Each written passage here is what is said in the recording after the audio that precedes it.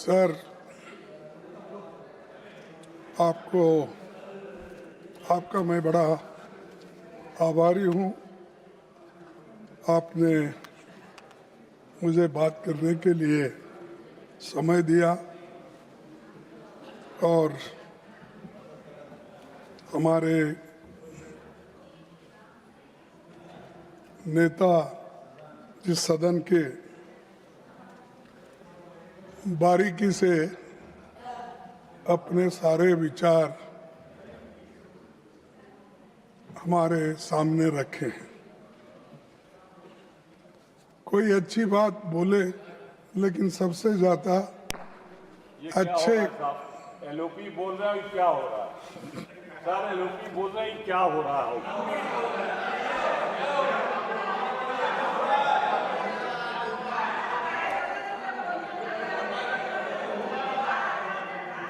Sir, वकालत तो अच्छी करे, लेकिन उनका केस इतना खराब है, वो कितना भी वकालत अच्छा करे तो उनको केस आप जीतने वाले नहीं हैं।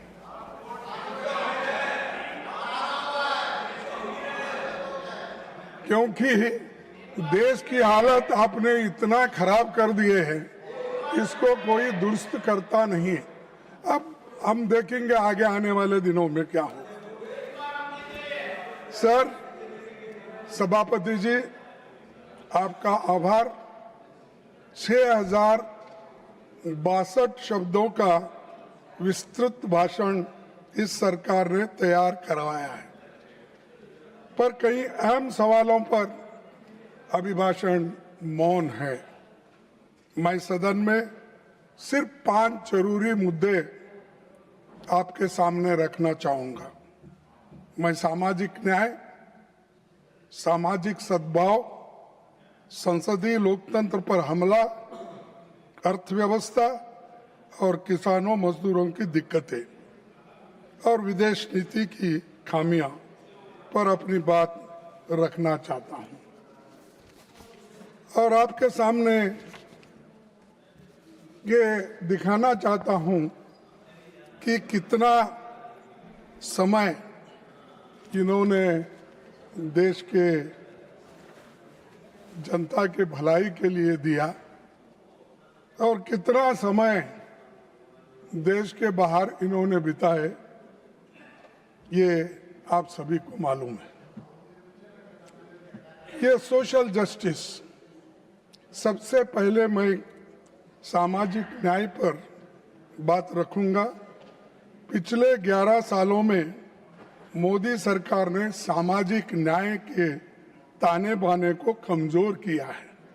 किया या नहीं किया है? तो उनके संवैधानिक हक हकूक पर चोट पहुंचाई है। राष्ट्रपति के अभिभाषण में महिला सशक्तिकरण पर बहुत बातें हुई, पर सच ये है महिलाएं बीजेपी के लिए केवल वोट बैंक बन के रही है। अगर मोदी जी वाकया महिलाओं का नेतृत्व को आगे लाना चाहते हैं तो वे सबसे पहले महिला आरक्षण एसीटी तुरंत लागू करके इस पर कंडीशन नहीं लगाते। अगर आपको उनके बारे में उनको शक्ति देना है, एम्पावरमेंट करना है, तो आप ये बिल पास करके उसको लागू कर सकते हैं। अरे आप कहते हो एक, करते हो एक, तो इसीलिए ये कंडीशन लागू नहीं करते। इससे जनगणना के नाम पर आपने किया, इसको आगे ढकला। आज से 100 साल पहले जब महिलाओं को वोट का अधिकार भी नहीं था और हमारे देश में भी 78 साल तक वोटिंग का अधिकार महिलाओं को नहीं था, तब कांग्रेस ने अपने पार्टी के नेता सरोजिनी नायडू को कांग्रेस अध्यक्ष चुना गया है। आपके पास कोई एग्जाम्पल आज भी नहीं है। इंदिरा गांधी के प्रधानमंत्री बनने के भी 60 साल पूरे हो गए। इनके जैसी कई महान महिलाएं सशक्तिकरण की मिसाल बनी। बीजेपी ने अब तक किसी महिला को अध्यक्ष नहीं बनाया है। आरएसएस ने 100 साल में किसी महिला को अपना नेतृत्व नहीं सौंपा है।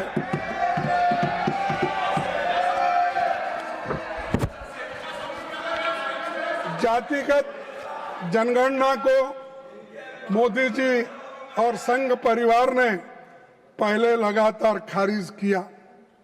सुप्रीम कोर्ट में हल्फनामे में असहमति जब जताई। जब विपक्ष ने लंबा आंदोलन किया तो मजबूरी में सरकार को मानना पड़ा और घुटने टेकने पड़े, तब ये आगे शुरू हुआ। सर, लेकिन ये काम कैसे पूरा होगा, इसका अब तक कोई रोड मैप नहीं है। न विपक्षी दलों से सलाह ली, न विशेषज्ञों से बात हुई और न ही राज्य सरकारों से कोई परामर्श किया गया। सभापति जी, देश में कमजोर तबकों का, खास तौर पर दलित, आदिवासी, अल्पसंख्यकों को, महिलाओं पर लगातार अत्याचार बढ़ रहे हैं। सभापति जी, कांग्रेस की सरकारों में एससी एसटी समुदाय के आर्थिक विकास के लिए कई कदम उठे। एससी एसटी सब प्लान बना, एससी एसटी का सब प्लान बना था, लेकिन मोदी सरकार ने कई योजनाओं को कमजोर करके वो खत्म कर दिया। अब केंद्र सरकार की योजनाओं में जो धन आवंटित होता है वो कम होता है और उसे भी सरकार खर्च नहीं कर पाती है। और मैं उसके 2-3 उदाहरण आपके सामने देता हूं। प्रधानमंत्री अनुसूचित जाति अभ्युदय योजना, नाम अच्छे रखते हैं कि लोगों को नाम अच्छा लगे, वो भी खास करके हिंदी में वो नाम रखने से नड्डा साहब भी खुश होते हैं, क्योंकि उनके पास तो वो हिंदी अच्छी बोली जाती है और वो भी शायद नाम अच्छा काम खराब, ये चलो। तो प्रधानमंत्री अनुसूचित जाति अभ्युदय योजना, इसमें 41.59 का अंडर यूटिलाइजेशन है। ये मेरे नहीं, उनके इकोनॉमिक्स में। और इतना पैसा आपने अंडर यूटिलाइज किए, क्या भलाई आप करने वाले हैं? खूब बोलते हो खूब, लेकिन काम नहीं करते। Sir, prime minister young achievers scholarship में क्या हुआ? 31.51% का अंडर यूटिलाइजेशन हुआ।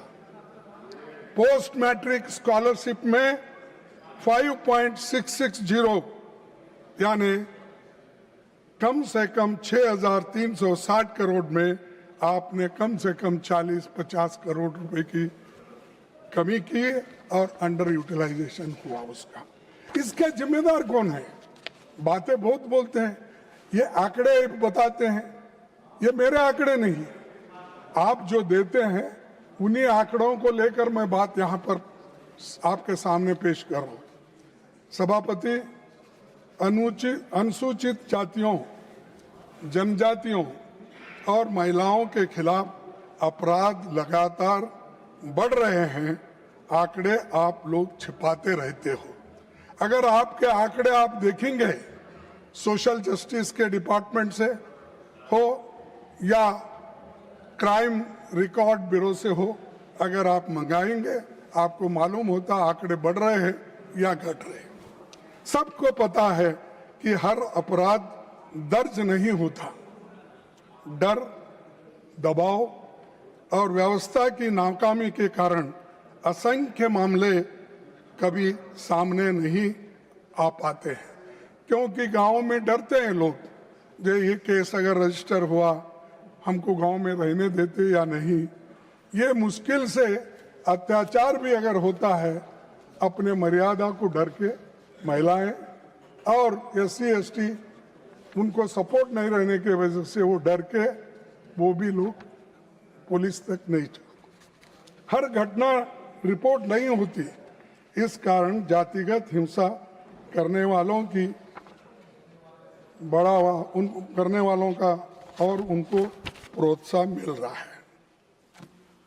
सर, आज़ादी के बाद हमारे सामने दो सबसे बड़े लक्ष्य थे। समान न्याय पर आधारित सामाजिक व्यवस्था खड़ी करना और देश को एक संसदीय लोकतंत्र बनाना। आपने 11 सालों में दोनों पर बुलडोजर लगाए और आपकी सोच में संविधान नीचे और मनुस्मृति ऊपर। पिछले सालों में सरकार संविधान के 4 स्तंभों को जस्टिस, लिबर्टी, इक्वालिटी और फ्रेटर्निटी पर चोट आपने लगा दी और ये आप कर रहे हैं और संविधान को खत्म करने की आपकी योजना है। ये इस दिन में आपको मैं सामने रख रहा हूँ। MNREGA, national food security act, forest rights act, right to education, right to information और लैंड एक्विजिशन एक्ट जैसे कानूनों को भारतीय संविधान में निहित directive principles of state policy article 36 से लेकर आर्टिकल 51 तक ध्यान में रखते हुए बनाया गया। ये राइट बेस्ड थे सब, चाहे मनरेगा हो, फूड सिक्योरिटी हो, एजुकेशन हो, हेल्थ हो, ये सब हमने बनाया। और आपने क्या बनाया? एक मुद्दा लेते वही बार बार बोलने का। अरे ये तो राइट बेस्ड है, कभी हमारे लीडर्स बोले नहीं। श्रीमती सोनिया गांधी जी, मनमोहन सिंह जी, इसको सबको डायरेक्टिव प्रिंसिपल्स को हक के रूप में लाके जनता की भलाई के लिए उन्होंने किया। आपने क्या किया? इसको उखाड़ फेंक दिया। और आप हमेशा यही बात करते हैं, आपने क्या किया, आपने क्या किया, तुमने क्या किया, यही किया। जो हमने बनाया उसको बिगाड़ना। हमने रेल ट्रैक डाला, तुमने भगाया एक रेल। बोलने लगे तो ये वंदे मातरम, वंदे भारत, वो स्पेशल ट्रेन, स्पीड ट्रेन। आपका बुलेट ट्रेन किधर गया मालूम नहीं है। तो बुलेट ट्रेन शायद शिमला में भाग रही होगी, शिमला से अहमदाबाद भाग रही होगी। सर, इकोनॉमिक सर्वे तो RTI के डाइल्यूशन की बात करता है, यही आपकी सोच है। मैं आपको ये दिखाना चाहता हूं कि RTI जो हमारे ये है उसमें ये लिखा गया है, unless carefully planned RTI risks becoming an end in itself with disclosure celebrated regardless its contribution to better governance। ये CAG की रिपोर्ट है, मेरी नहीं। अगर आपको होना है, ये मैं आपको देता हूँ, इस टेबल पे रखता हूँ, आप इसको अच्छी ढंग से पढ़िए। और ये आप ही के रिपोर्ट रहने के बावजूद अगर आप बार बार कहते हो क्या किए, RTI एक्ट आपने लाया, पारदर्शिता आपने लाई, हमने लाया और उसको इम्प्लीमेंट किया और इसको इम्प्लीमेंट किया। और दूसरा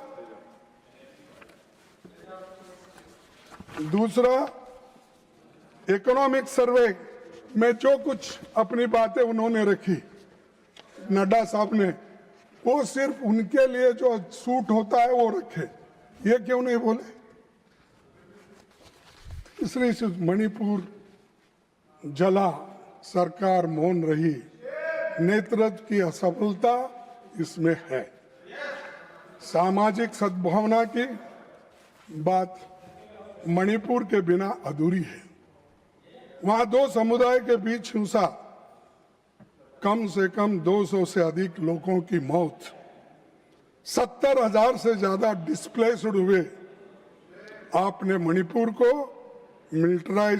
मिलिटराइजेशन जोन बना दिया, ये मिलिट्री एरिया बना दिया आपने, और इतिहास गवाह है। मैं एक अपने ही उदाहरण आपको देता हूं कि जैसा आपके नेता जिसकी बहुत तारीफ करते हैं आप, साहब उतनी भी तारीफ मत गिरो, एक इंसान ऊपर जाके नीचे गिरे तो उसकी हड्डी फसली भी नहीं मिलेगी। तो मैं आपको यह कहना चाहूंगा, इतिहास गवाह है कि वास्को डी गामा को पोर्तुगल से अफ्रीका होते हुए भारत पहुंचने में लगभग 11 महीने लगे, जबकि उन्हें समुद्री मार्ग भी पता नहीं था।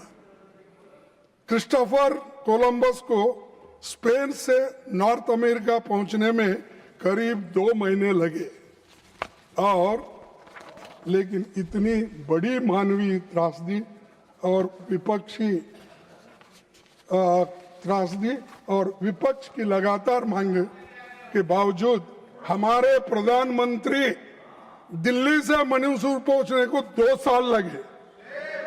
वास्को डी गामा, क्रिस्टोफर, इनको 2 महीने 11 महीने में वो नया दुनिया ढूंढ निकाले, लेकिन हमारे प्रधानमंत्री जी मणिपुर को जाने के लिए दिल्ली से मणिपुर कम से कम 2 साल लगे उनको। ये है आपका काम। ये क्या पावरफुल एग्जीक्यूटिव है। क्या आपको गरीबों के बारे में चिंता है, देश के बारे में चिंता है, नॉर्थ ईस्ट कंट्रीज के बारे में चिंता जताते हो। यही चिंता है आपकी सर।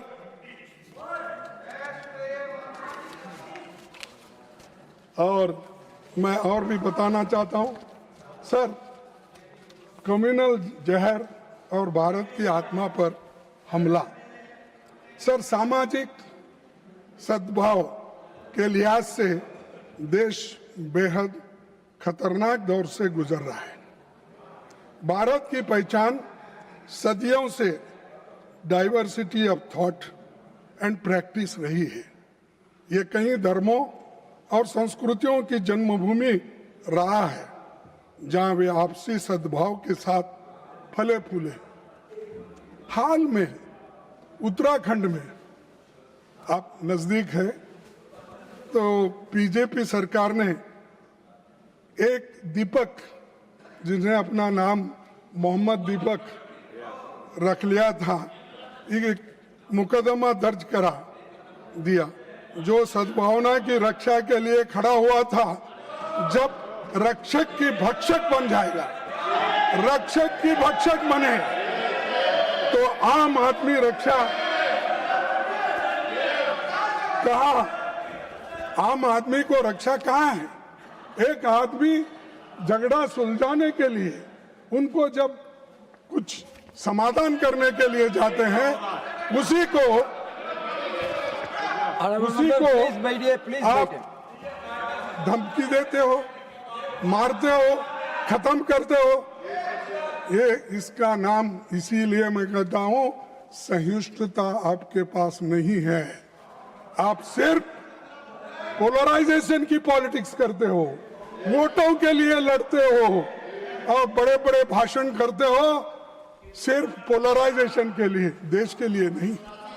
सर, भाजपा के एक मुख्यमंत्री, मैं उनका नाम नहीं लेना चाहता हूं इस जबान से, क्योंकि इतना ऐसा तो इंसान मैं नहीं देखा, एक मुस्लिम समुदाय को निशाना बनाकर दिए गए बयान पूरे लोकतंत्र के लिए खतरे की घंटी है। और ये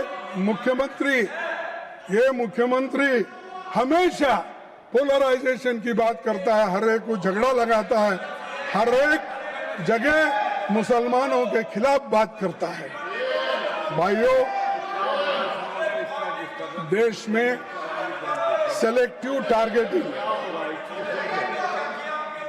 देश में सेलेक्टिव टारगेटिंग और बुलडोजर पॉलिटिक्स, सर देश में सेलेक्टिव टारगेटिंग और बुलडोजर पॉलिटिक्स को रणनीतिक तौर पे इस्तेमाल किया जा रहा है।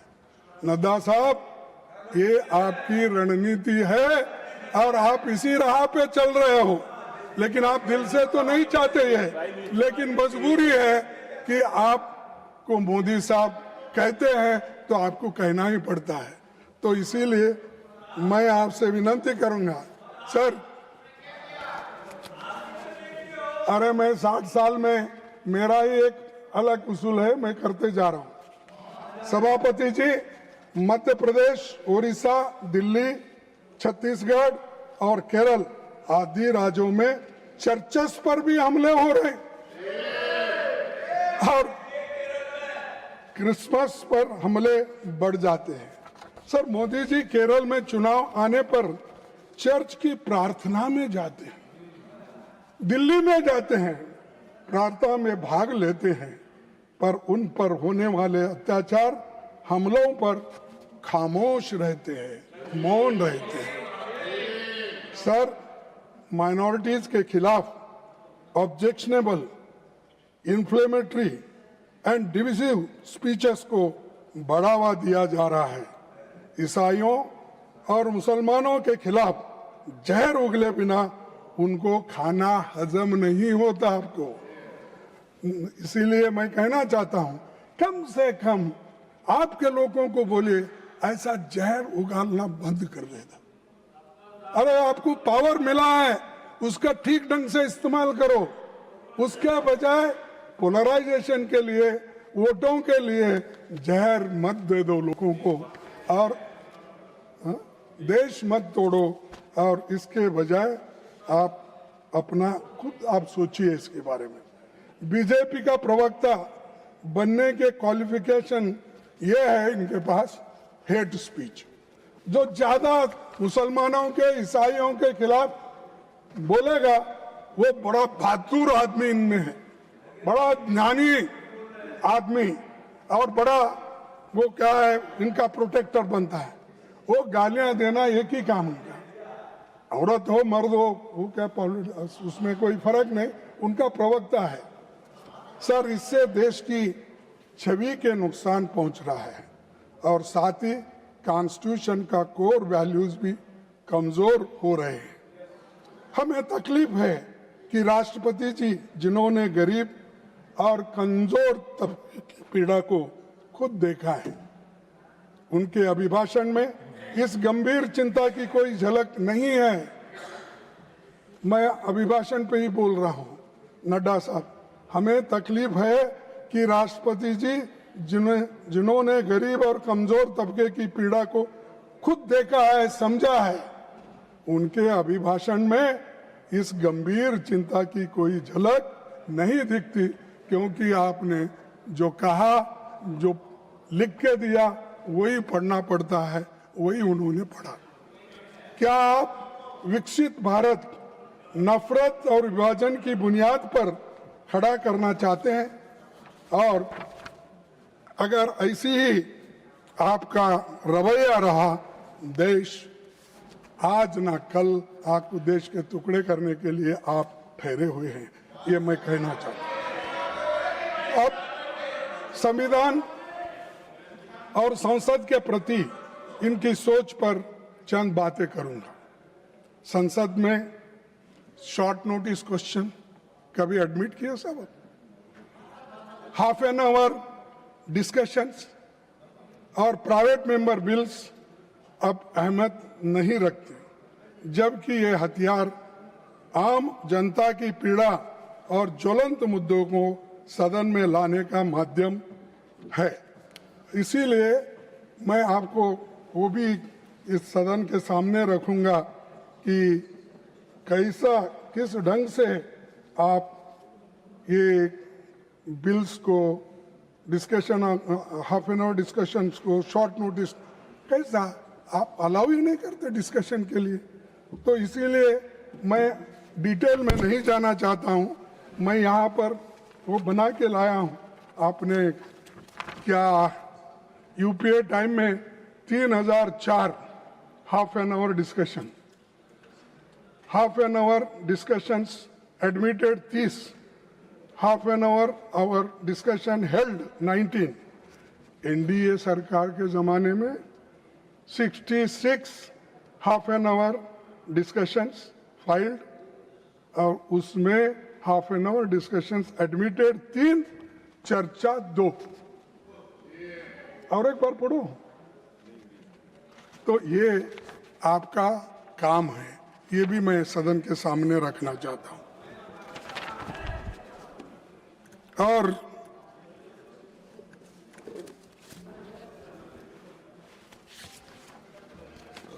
प्रधानमंत्री संसद में सवालों से बचते हैं। 16वीं और 17वीं की लोकसभा में 8,123 सवाल पूछे गए। यादव साहब, इधर भी थोड़ा ध्यान दीजिए। नहीं, मेरी बात नहीं कर रहे आप, और दूसरी बात कर रहे थे, मेरे को मालूम है। 16वीं और 17वीं, 16वीं और 17, नहीं बैठिए मैम सर। 16वीं और 17वीं लोकसभा में 8,123 सवाल पूछे गए। कितने? 8,123 सवाल पूछे गए, लेकिन केवल 13 स्वीकार हुए और 1,015 सवाल खारिज हो गए। क्या डेमोक्रेसी है, क्या चर्चा है? आप लोग चर्चा नहीं करते, यहां पर गड़बड़ करते हो। यह है आपका उत्तर, ये है चीजें। ये डेमोक्रेसी के खत्म करने के लिए आपने कर रहे हो, क्या डेमोक्रेसी को प्रोटेक्ट करने के लिए और प्रमोट करने के लिए कर रहे हैं? मुझे बताइए सर। उसके अलावा जितने सवालों का जवाब दिया गया, उससे 78 गुना ज्यादा सवाल खारिज हो गए। 78% खारिज हो गए। तो जब प्रधानमंत्री जवाब नहीं देते तो मंत्री भी सवालों के जवाब देने के बजाय प्रधानमंत्री का गुणगान करते हुए उनकी भजन मंडली बन जाते हैं और खुद मेरे कई महत्वपूर्ण राष्ट्रीय मुद्दों के क्वेश्चंस को डिसअलाउ कर दिया। उदाहरण के तौर पर वो मैं यहाँ पर आपको बताऊंगा, लेकिन वक्त की कमी होने की वजह से मैं आपको इतने सब जो है, आपने किस ढंग से इन क्वेश्चंस को बोलिए, हमारे प्रश्न को बोलिए, यहाँ से उन्होंने खत्म कर दिया। और एक statehood for Jammu and Kashmir या 6th शेड्यूल फॉर लद्दाख जैसे मुद्दों पर सवालों को हाइपोथेटिकल बोलकर खारिज कर दिया गया। अरे जम्मू कश्मीर को स्टेटहुड दो, यह हाइपोथेटिकल है, और लद्दाख को स्टेटहुड देकर उसको 6th शेड्यूल में डालने के लिए हम रिक्वेस्ट किए, वो हाइपोथेटिकल है और आपका वायदा है। अरे कम से कम वायदे तो मत भूलिए। नहीं, आपको भूलने की आदत है, वो बात और है, लेकिन ये चीजें आपने ही कहा, हमने आपके चुनाव में कहा, इसका खूब प्रचार कर लिए, लेकिन अब वो भी सुस्त है, आप भी सुस्त हो गए। मुझे समझ में नहीं आ रहा। नहीं, नड्डा साहब जो प्रेसिडेंट थे, शायद ये क्रेडिट नड्डा साहब को जाएगा समझ के उन्होंने नहीं किया होगा, मुझे मालूम नहीं, क्योंकि स्टेटहुड अगर आपके ज़माने में होता, 6th शेड्यूल में अगर लद्दाख आता तो क्रेडिट नड्डा को जाएगा। इसीलिए उन्होंने बोला कि छोड़ दो इसको, जब जमाना ठीक कर लेगा। सर, अग्निवीर स्कीम जो सीधे युवा और रोजगार नीति से जुड़ी है, उसे सीक्रेट नेचर का बताकर खारिज कर दिया। ये मेरे प्रश्न के उत्तर आपके। सर, जब मैंने मणिपुर में डिस्प्लेस्ड लोगों के पुनरावासन पर संसद में प्रश्न पूछा, तो उससे मैटर बिफोर कोर्ट बताकर उसको खारिज कर दिया। संसदीय जवाबदेही से बचना संसदीय विशेषाधिकार का उल्लंघन ही नहीं, लोकतंत्र को खत्म करने का एक नया तरीका आपने ढूंढ लिया है। तो मैं आपसे चाहूंगा कि आप सही माने में इस देश में डेमोक्रेसी को टिकाना चाहते हैं और सबको मदद करना चाहते हैं, ये पहले प्रश्न के उत्तर आप देने का सीखिए। दूसरी, ये सरकार मनमाने तरीके से देश पर नए कानून थोपना चाहती है, इसीलिए तमाम विधेयक जबरदस्ती पारित किए जाते हैं और यहाँ तक कि विपक्ष की मांग के बावजूद उन पर न तो चर्चा होती और छानबीन के लिए उसको कमिटियों में भेजते हैं, चाहे स्टैंडिंग कमेटी हो, जॉइंट कमेटी हो, सेलेक्ट कमेटी हो, कहीं नहीं भेजते, सब रिजेक्ट करते हैं। अरे आपको मेजॉरिटी का इतना अहम है, गर्व है, तो ये गरीबों के ऊपर मत चलाइए, डेमोक्रेसी को खत्म करने के लिए उपयोग मत करो। आपको मैदान खुला है, आप भाग रहे भागो, कहाँ तक भागेंगे हम देखेंगे। यूपीए सरकार के कार्यकाल 14 और 15 लोकसभा में 455 में से 315 विधेयक संसदीय समिति को भेजे गए। और एक बार पढ़ो, 455 में से 315 विधेयक संसदीय समिति को भेजे गए। और आपके सरकार में, वर्तमान सरकार में 421 में से केवल 77 विधेयक ही संसदीय समिति को भेजे गए। 77, इवन 19%। ये है आपकी डेमोक्रेसी, ये है आपकी नीति और ये है आपको बढ़ावा देने का तरीका। और राष्ट्रपति ने सबका साथ, सबका विकास, सबका विश्वास, सबका प्रयास, क्या अच्छा कोटेशन है ये, हाँ क्या बात है। लेकिन संसद में न तो सबका विश्वास बना लिए और न सरकार ने प्रयास किया एक करने के लिए, कोई प्रयत्न उन्होंने नहीं किया। लेकिन बोलते तो ये है कि सबका साथ, सबका विश्वास, सबका प्रयास, ये बातें रखते हैं, काम तो करते हैं। सर, नॉन एनडीए रूल्ड राज्यों में राजभवन बीजेपी आरएसएस के दफ्तर बन गए हैं। राज्यपाल केंद्र सरकार के एजेंट की तरह काम कर रहे हैं। संविधान के आर्टिकल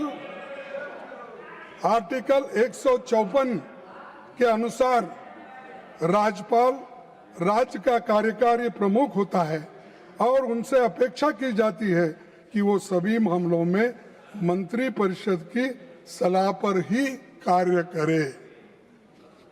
जब संविधान सभा में गवर्नर के अपॉइंटमेंट के बारे में चर्चा हो रही थी, तब बाबा साहब अंबेडकर ने कहा था कि गवर्नर हैज नो पावर, क्योंकि उस वक्त ये चर्चा हो रही थी कि हम या नॉमिनेटेड गवर्नर करना चाहिए या इलेक्टेड। तब सभी ने फिर बाद में माना कि नॉमिनेटेड होना, इलेक्टेड न हो। तब उस वक्त की बात है, उन्होंने कहा कि सम्मति से जो कुछ भी वहां पर निर्णय हुआ तो मैं उसका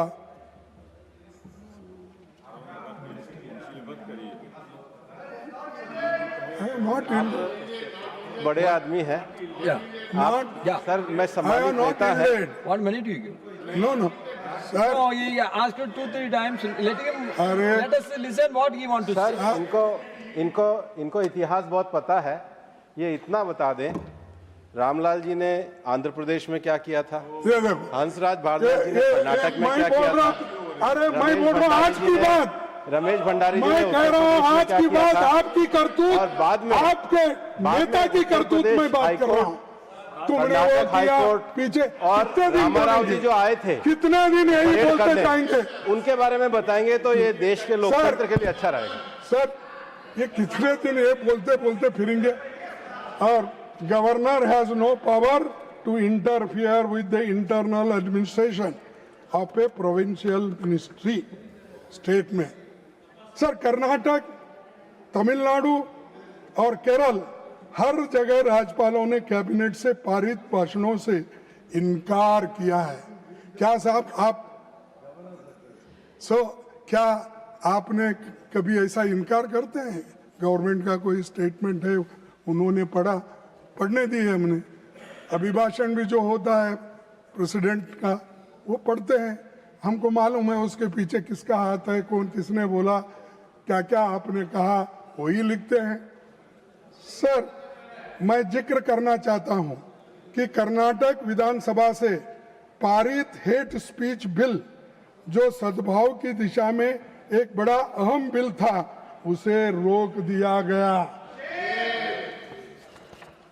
और भारतीय संविधान ने लोगों को अवसर की समानता से लेकर जीविका अधिकार दिया। आरएसएस बीजेपी के मन में बराबरी की बात कभी नहीं है। उनकी सोच अमीरों और अमीर बनाना और गरीब को और गरीब बनाना। वर्ल्ड इनइक्वालिटी रिपोर्ट 2026 के अनुसार भारत में टॉप 1% के पास देश की लगभग 40% संपत्ति है।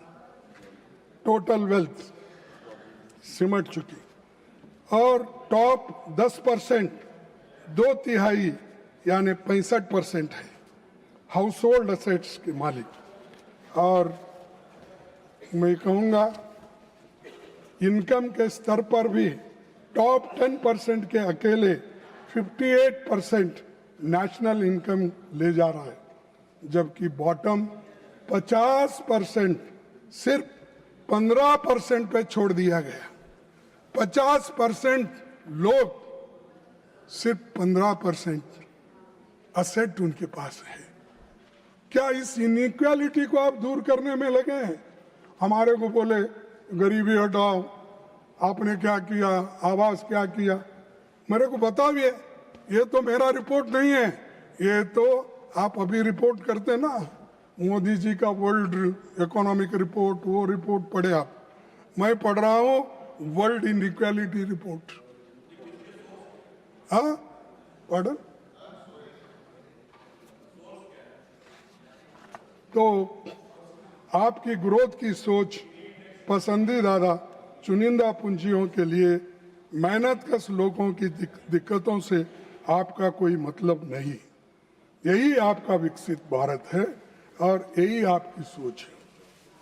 सभापति जी, जब मोदी जी गुजरात के मुख्यमंत्री थे, उस दौरान रुपए की गिरावट की तुलना तत्कालीन प्रधानमंत्री डॉक्टर मनमोहन सिंह जी की उम्र से किया तो आपकी उनकी उम्र कितनी है उतना मनी वैल्यू है। ऐसा विडंबना करके आपने उनको इंसल्ट करके बात करते थे जब आप चीफ मिनिस्टर ऑफ गुजरात थे। आज मैं पूछना चाहता हूं कि ये है मोदी जी की उम्र को बहुत पहले पार कर, आज की जो 92 रुपीज है, ये तो मोदी जी के उम्र को पार करके चले गई। नहीं साहब, ये तो पार करके चले गई। और उस वक्त तो आप मनमोहन सिंह की बात करते थे, और इसीलिए और उस वक्त ये भी आप कहते थे कि इतिहास के पहली बार $1 92 रुपए का हो गया है, पर मोदी जी को देश की इज्जत की कोई चिंता नहीं है। उस वक्त चिंता थी क्योंकि वो अपोजिशन में थे, उस वक्त चीफ मिनिस्टर थे, तो देश की इज्जत के बारे में बात करते। भाई कहाँ गए आप भी? तो ये मैं आपसे बताना चाहता हूं कि एक तरफ सभापति जी नौजवानों की पीड़ा से इस सरकार को कोई मतलब नहीं। उनकी पीड़ा कम करने का सबसे आसान रास्ता ये था कि सरकारी वैकेंसी तो कम से कम भरे। लेकिन आज केंद्र सरकार में 9.7 लाख से अधिक पद खाली है। ये उन्हीं का प्रश्न का उत्तर है। और पब्लिक सेक्टर्स, पुलिस आदि मिलाकर करीब 50 लाख से भी ज्यादा हर स्टेट में मिलाकर इतने वैकेंसीज है। एम्स, मेडिकल संस्थानों में ये सभी आंगनबाड़ी से लेकर सभी योजनाओं में 50 लाख के ऊपर होते हैं। तो नोटबंदी, लॉकडाउन, बुलेट ट्रेन चलना, काला धन वापिस लाना, 2 करोड़ नौकरियां देना, ये सब जुमले कहाँ गए साहब? कहाँ है ये सब? खूब अभी भी उसको भुलाने के लिए आप बहुत कोशिश करते हैं, लोग भूलते नहीं। और अगर मैं नोटबंदी में अगर एसएस नहीं पाऊंगा तो विजय चौक पे मुझे फांसी लगाओ।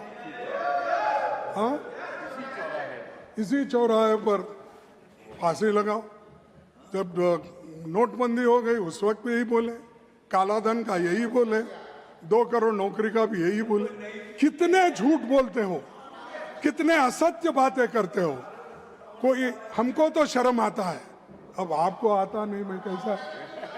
हाँ सर, दूसरी चीज, नारकोटिक्स कंट्रोल ब्यूरो ने एक ही वर्ष में 1.3 लाख किलोग्राम ड्रग्स जब्त किए। पिछले 5 वर्षों में हाई वैल्यू ड्रग सीजर्स का 65% केवल गुजरात के बंदरगाहों से ही हुआ। कहां से हुआ?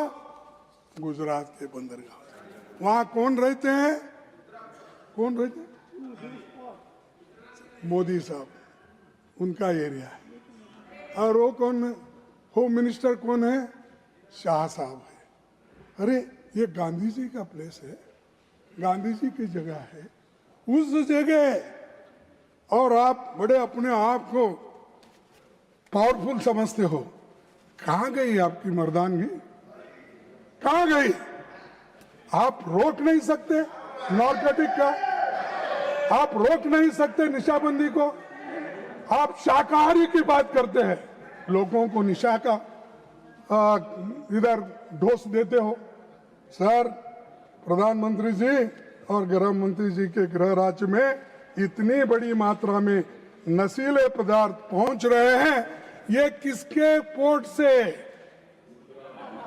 ये किसके पोर्ट से?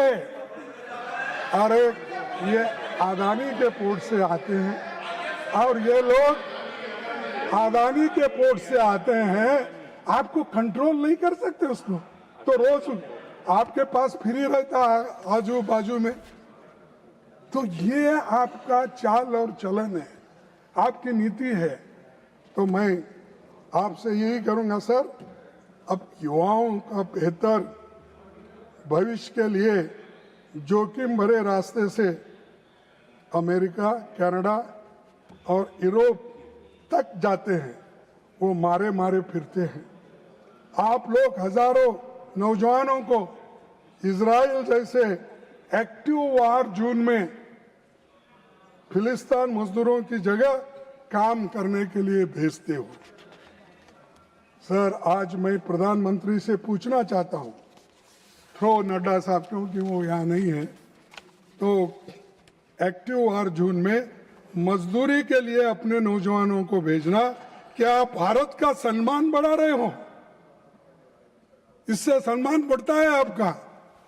विश्व गुरु, अरे गुरु, कम से कम तेरे लोगों को नौकरी तो दो, एक दिन का खाना तो दो, सर पे छत तो दो, कुछ तो करो। लेकिन आप सबको टीका करने में लगे हो और दुनिया में फिरते रहते हो। आज यूपीए सरकार ने मनरेगा को अधिकार आधारित बनाया था, तो जिसमें मांग पर करोड़ों मजदूरों को कानूनी गारंटी मिली थी। इसका सबसे बड़ा फायदा महिलाओं को हुआ और डॉक्टर मनमोहन सिंह और सोनिया गांधी जी ने गरीब श्रमिकों को गरिमा और आजीविका सुरक्षा देने वाला सेफ्टी नेट तैयार किया। ग्राम सभाओं के क्रियान्वयन में शामिल किया गया फंड एलोकेशन जनता की जरूरत के हिसाब से सुनिश्चित किया जा रहा है। लेकिन आज एनडीए सरकार डिमांड बेस्ड से एलोकेशन ड्राइवन बना रही है और फंडिंग पैटर्न में बदलाव हुआ। 10% राज्य का, 90% केंद्र सरकार का था, लेकिन आज 60% केंद्र का, 40% के स्टेट का। मैं आपसे निवेदन करना चाहता हूं, क्या स्टेट के लिए ये ठीक है? क्या स्टेट इसको करेगा? तो ये है इनका कि स्टेट वाले के पास उतनी शक्ति नहीं है। तो खास करके हिमाचल में तो कुछ भी शक्ति नहीं है, क्योंकि वहाँ पर रेवेन्यू नहीं मिलता। उत्तराखंड जैसे और गरीब, जितने भी गरीब स्टेट्स है वहाँ पर मिलना मुश्किल है, लेकिन इन्होंने ठोक दिए 40% आप दो, क्योंकि वो 40% देंगे नहीं, 60% छोड़ेंगे नहीं यहाँ से। तो इसीलिए मैं आपको ये निवेदन करना चाहता हूँ, जो मनरेगा का एक्ट है उसी को रहने दो। अगर आप नया एक्ट लगाएंगे तो मैं समझता हूँ ये मजदूरों के खिलाफ है, गरीबों के खिलाफ है, किसान मजदूर के खिलाफ है, महिलाओं के खिलाफ है। ये मेरा कहना है और ये राइट टू वर्क छीन ले रहे हैं आप। इसीलिए मैं आपसे ये आपके सामने ये बातें रख रहा हूँ। और मनरेगा का मूल स्वरूप भी आपने बदल डाला। हमारी मांग है कि गांधी जी के नाम पर तो कम से कम राइट टू वर्क फिर से बहाल होने दो। बहुत टोका टोकी हो रही है। ये फिर प्राइम मिनिस्टर हाल के महीनों में सरकार ने लेबर कोड को जोर शोर से प्रचार किया। आप लेबर मिनिस्टर भी थे। ये सच है जो आपने लाया लेबर कोड? मानते हैं? दिल से बोलिए। तो नहीं बोलेंगे, क्या बोलेंगे? वही कि मजदूरों के खिलाफ बोलेंगे? सर, सच्चाई ये है, आज़ादी से पहले और आज़ादी के बाद बने वे सभी श्रम कानून जो मजदूरों के भविष्य की गारंटी थे, आपने अपने चंद कॉरपोरेट मित्रों को लाभ पहुंचाने के लिए उस कानून को, लेबर कानून को खत्म कर रहे हैं। और छठवीं सीमा 100 से बढ़ाकर 300 कर्मचारियों कर देने से भारत की 80% से अधिक फैक्ट्रियां अब बिना सरकारी अनुमति कर्मचारियों को निकाल सकती है। और पहले ज़्यादा लेबर इंटेंसिव काम था, लेकिन हमारे पास मशीनें ज़्यादा आ गई है। जब मशीनें ज़्यादा आने से लेबर और भी घटता है, लेकिन आपके दिमाग में नहीं आ रहा कि हम 300 से घटाकर 100 करना ये कितना उचित है।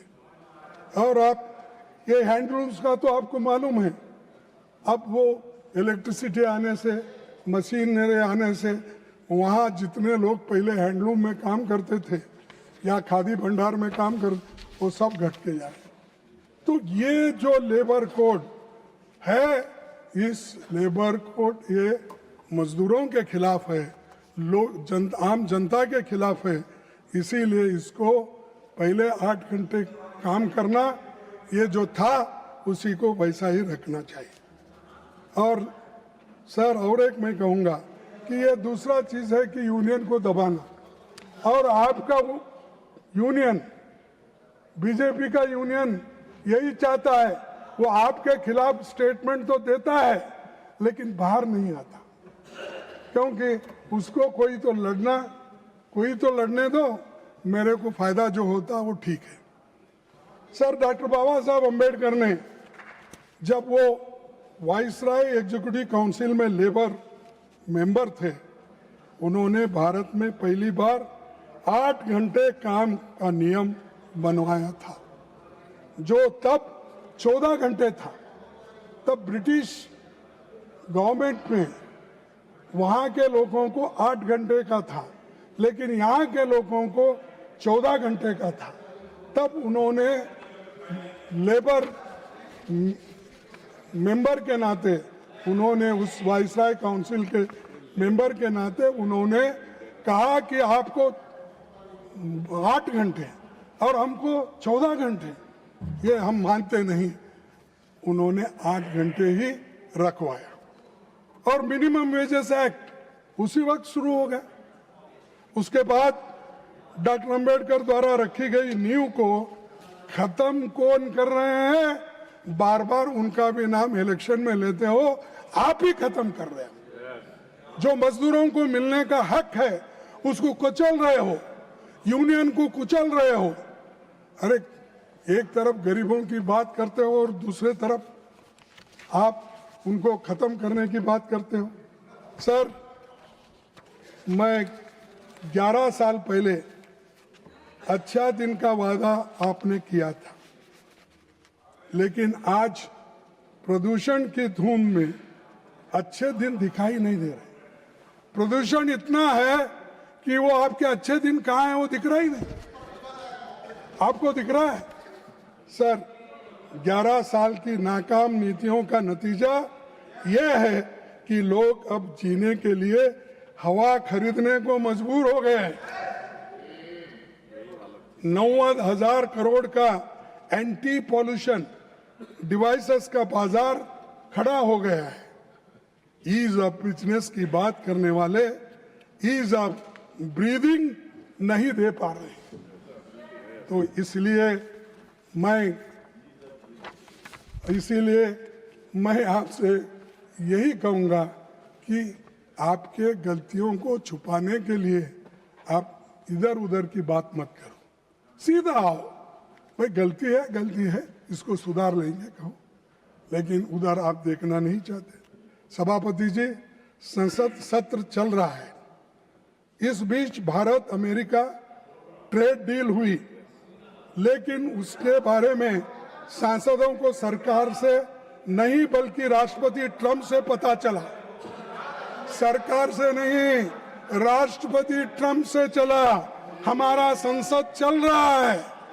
नड्डा साहब को मालूम नहीं, यादव साहब को मालूम नहीं। ट्रंप बोल रहा है इस देश को क्या करना, कैसे ढंग से चलाना, वहां से वहीं वो काम कर रहे हैं। सर, इस डील से भारत का किसान तबाह होगा। अमेरिकी एग्रीकल्चर सेक्रेटरी ब्रूक रोलिंस ने कहा, new US India deal will export more American farm products to India's massive market, lifting prices and pumping cash into rural America. यानी अमेरिका के रूरल लोगों को, एग्रीकल्चरिस्ट को फायदा इससे मिलता, ये एग्रीकल्चर मिनिस्टर वहां कहते हैं। अरे तुम हमारे एग्रीकल्चरिस्ट को, हमारे फार्मर्स को यहां से कुचल दे रहे हैं, उनको खत्म करना चाहते हैं। हाँ, और जीरो क्या है टैरिफ, जो इंपोर्ट होता है उसको जीरो टैरिफ। और हम जो कुछ बेचते 18 तो किए हैं, अभी आया नहीं, 25 से 18। लोग कुछ भी रहने दो, तुम किसानों के हित में काम कर रहे हो या किसानों के खिलाफ काम कर रहे हो? एक बार हमको बोलते, उन्होंने तो कहा कि उनको भी थोड़ा बिजनेस से इंटरेस्ट है। जो हमारे कॉमर्स मिनिस्टर है, उनको थोड़ा बिजनेस से इंटरेस्ट है। मैं वो उनके वैयक्तिक बातों को नहीं जानना चाहता हूँ, लेकिन वो भी तरफदारी अमेरिका का। Kharge ji, now try to conclude, please. Sir, you are first time you have come. I have given you first 10 time minutes extra speaking, also. Okay. and that's why you should At least give me some Okay, chance. okay. Continue, Sir. but try to conclude. Yes, sir. Bharat America trade deal हुई, लेकिन उसके बारे में सांसदों को सरकार से नहीं बल्कि राष्ट्रपति ट्रंप से पता चला। ये संसद का अपमान है। इस डील से भारत का किसान तबाह हो गया। अमेरिकी एग्रीकल्चर सेक्रेटरी क्या कहा फिर मैं वो पढ़ना नहीं चाहता। आप भारत के किसानों की आय 2 गुना करने वाले थे। भारत का किसानों की आमदनी आप 2 गुना करने वाले थे ना। तो इसीलिए आप अमेरिका से दोस्ती करके और अमेरिका जो आपके पास भेज रहा है 0% टैरिफ, और कभी भी कोई भी कहाँ भी कैसा भी सामान हो वो भेज सकता है, उसको कोई क्वेश्चन नहीं कर सकता। इतना अरे बेचने वाले के पास तो कंपटीशन होता है, जहाँ अच्छी है क्वालिटी है, ठीक ढंग से क्वांटिटी मिलती देखते, लेकिन यहाँ तो सीधा उनको इतना कंसेशन दिया गया कि किसानों को तुम जितना हो सके, भारतीय किसानों को जितना हो सके उतना मारो कुचलो, ताकि वो ऊपर उठ नहीं सके और हमारा माल हर जगह कन्याकुमारी से कश्मीर तक चले और वेस्ट बंगाल से राजस्थान तक चले। और इसमें किसान तबाह हो रहा है, तंग हो रहा है। कम से कम 2 गुना करने वाले सरकार को मैं पूछूंगा, अगर जिंदा तो रहने दो उनको, जिंदा रहने के लिए क्या कर सकते वो तो करो।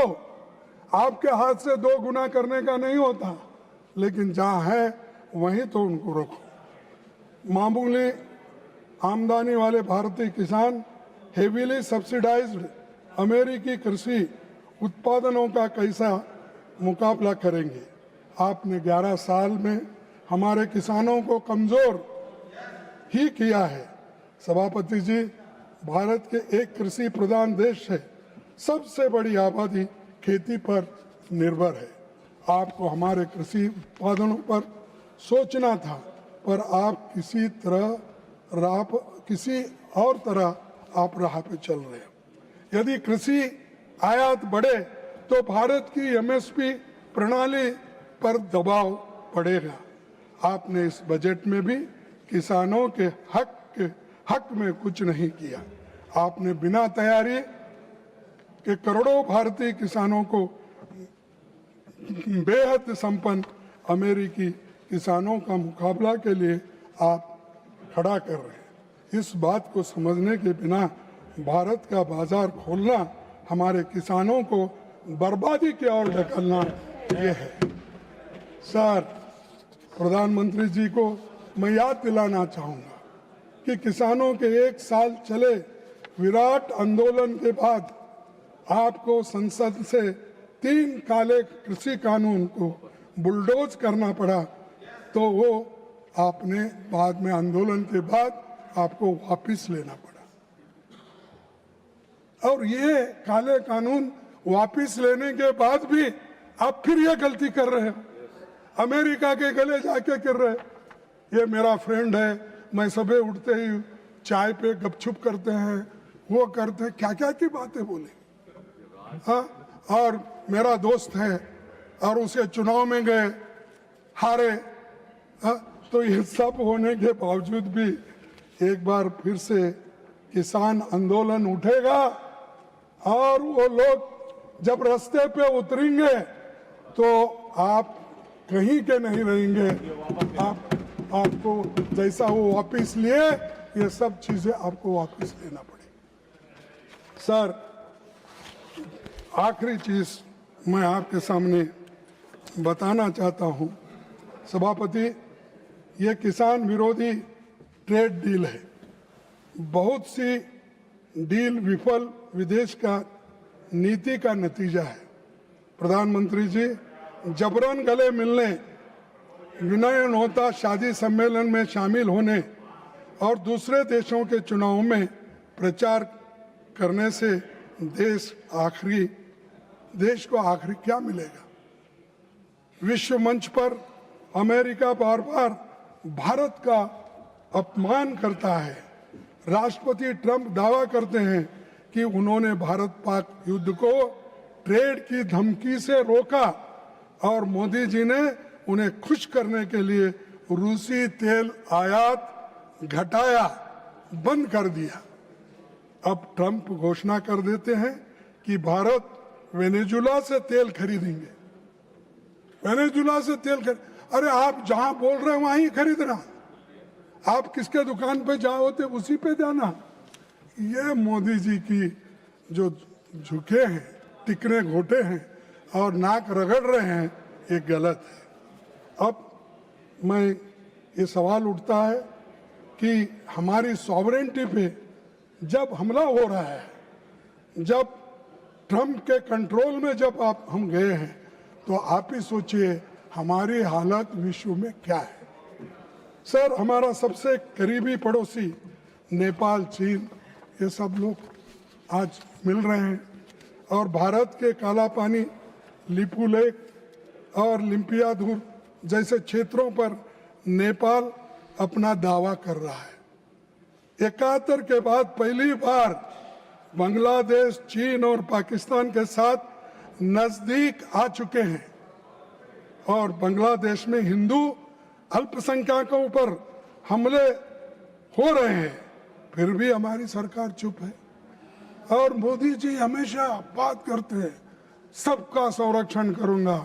मेरा 36 इंच छाती है, 56 सॉरी मैं माफी मांगता हूं आपसे, वो 56 इंच छाती मैं कम कर दिया, इसीलिए नड्डा साहब प्लीज मैं माफी कंक्लूड। चाहता हूं। खड़गे जी प्लीज कंक्लूड। मेरे नो को personal No, okay. Please. I leave it, sir. Leave it. No, that will not go on record. You please conclude. नहीं, मैं जो बोला वो नहीं जाएगा, लेकिन मोदी साहब बोले हैं वो तो जाएगा ना। मैं बोलूंगा नहीं जाएगा। मोदी साहब जो बोले इस सदन में, उन्हीं की बात। Even sir, don't make any personal things. You please go on. Modi ji खुद बोलते हैं तो वही तो दोहरा रहे हैं। और हिंदू अल्पसंख्यकों पर जो वहां पर अन्याय हो रहा है, अत्याचार हो रहे हैं, इसको रोको और कहो कि भाई ऐसी चीजें हम बर्दाश्त नहीं करेंगे। अगर ये आप बोलेंगे नहीं तो कल के दिन हमारा बहुत बड़ा नुकसान हो जाएगा। भारत का चीन के साथ trade deficit record 116 lakh crore dollar और 116 लाख करोड़ तक पहुंच गया है। और जो लोग कभी चीन को लाल आंख दिखाने की बातें करते थे, आज वही चीन के लिए ट्रेड का रेड कारपेट बिछा रहे हैं। जबकि चीन गलवान के बाद लद्दाख और अरुणाचल प्रदेश पर दावा ठोकता जा रहा है, भारत के साथ आर्थिक रिश्ते अपनी शर्तों पर तय कर रहा है। ये देश के लिए नुकसान है। ये मजबूती नहीं, ये स्ट्रैटेजिक सरेंडर है और देश इसकी कीमत चुका रहा है। ये ट्रेड तब बढ़ रहा है जब सरकार कहती है कि पहलगाम हमले के बाद चीन पाकिस्तान को खुफिया मदद दे रहा था, फिर भी उसका स्वागत किया जा रहा है। सभापति जी, विदेश नीति की विफलताएं विदेशों तक सीमित नहीं रहती, वे आंतरिक सुरक्षा की चूक बनकर देश के भीतर फूटती है।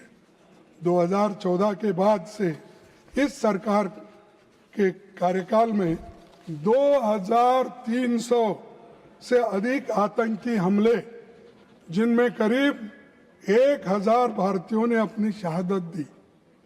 विदेशी नीति को आप घरेलू ध्रुवीकरण का हथियार बनाना चाहते हैं। चुनावी लाभ के लिए ऐसा दुरुपयोग लोकतंत्र और विदेश नीति के लिए खतरनाक है। सर, आखिरी मैं बात रखूंगा। Please conclude. कंक्लूड इसके बाद आप बोलो बोले तो भी नहीं बोलूंगा। Please conclude. सर, सभापति जी, मैं अंत में इस सरकार से जानना चाहता हूं कि वे किस प्रकार का भारत बनाना चाहते हैं। प्रतिकात्मक भारत या वास्तविक लोकतांत्रिक समाजवादी धर्मनिरपेक्ष और संप्रभु का सॉवरेन भारत, न्याय, स्वतंत्रता, समानता और बंधु प्रेम के सिद्धांतों वाले भारत से उनका परहेज दिखाई दे रहा है। सर, टैक्स पेयर के पैसे से किए गए भव्य आयोजन और प्रोपेगेंडा जनता को थोड़े समय के लिए गुमराह कर सकते हैं, पर आपने गरीब, महिला, वंचित, दलित, आदिवासी, अल्पसंख्यक, पिछड़े वर्ग, कामगार, किसान और छात्रों को सबके हितों पर आपने चोट पहुंचाई है और उनको निराश कर दिया है। लेकिन बात तो बड़े बड़े करते हैं साहब, बातों से काम नहीं होता, काम करना पड़ता है। तो इसीलिए मैं विपक्ष के रूप में सवाल उठाना और संसद तक तथा संसद के बाहर भी हम बोलना, हम ये जारी रखेंगे, क्योंकि जब तक लोग समझेंगे नहीं, आप तो समझते नहीं, आप तो सोए हुए हैं। जो सोया हुआ आदमी को कोई जगा नहीं सकता जल्दी, और लेकिन जो नहीं उठना, ऐसा जो सोता है उसको उठाना बड़ा मुश्किल है। सोया हुआ आदमी को हम उठा सकते हैं, लेकिन जो आदमी सोया हुआ ढोंग करता है उसको उठाना मुश्किल है। सर, संविधान की रक्षा के लिए जन जागरण हमारा नैतिक और संवैधानिक कर्तव्य है।